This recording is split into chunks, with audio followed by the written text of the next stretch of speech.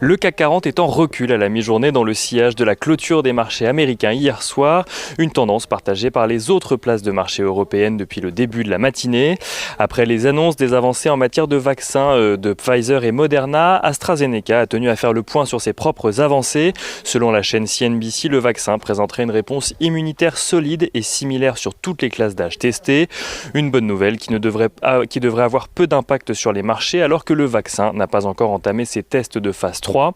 Les investisseurs réagissent surtout aujourd'hui à la recrudescence de la pandémie à travers le monde alors que l'OMS estime que la deuxième vague devra être combattue sans vaccin.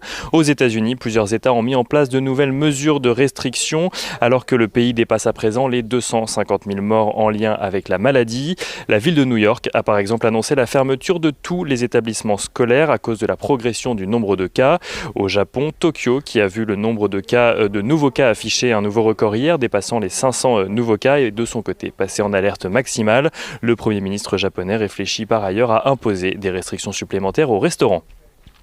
En France, le nombre de malades hospitalisés pour la Covid-19 recule pour le deuxième jour consécutif. Il est cependant encore trop tôt pour y voir les effets du deuxième confinement. Le gouvernement refuse de son côté d'envisager un déconfinement, préférant parler d'allègement par palier. Et au sein de l'Union européenne, Christine Lagarde a réagi au blocage du plan de relance par la Hongrie et la Pologne et a appelé à sa mise en place sans délai. Christine Lagarde qui estime que les circonstances sont toujours graves, autant du point de vue sanitaire que du point de vue économique. Pour rappel, la Hongrie et la Pologne contestent le fait que le versement des fonds soit lié au respect de l'état de droit. Du côté des valeurs à présent à Paris, Bouygues annonce une nette amélioration de ses résultats au troisième trimestre, affichant un résultat opérationnel courant de 813 millions d'euros. Le groupe en profite pour réviser à la hausse ses prévisions de croissance pour le second semestre. Il anticipe désormais une marge opérationnelle courante légèrement supérieure à celle du second semestre 2019.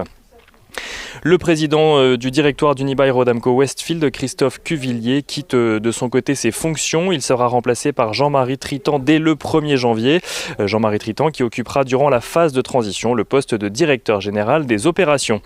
CNP Assurance enregistre de son côté un niveau d'activité qualifié de très élevé au troisième trimestre, porté notamment par son activité au Brésil.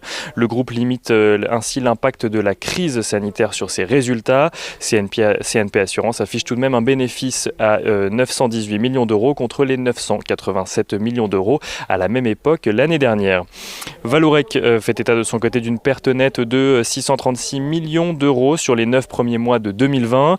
Le groupe annonce également supprimer 1050 postes et espère trouver un accord sur sa dette d'ici fin février. Et on finit avec Soitec qui voit de son côté son chiffre d'affaires et son bénéfice d'exploitation baisser au premier semestre donc de son exercice décalé. Le groupe prévoit cependant des ventes stables pour l'ensemble de son exercice. Et on regarde comme d'habitude sur le marché des matières premières, le baril de Brent se négocie à la mi-journée sous les $44, tandis que l'once d'or recule légèrement pour se négocier juste au-dessus des $1860 sur le marché des changes. L'euro-dollar est en recul également à la mi-journée et se rapproche des $1,18 pour 1 euro.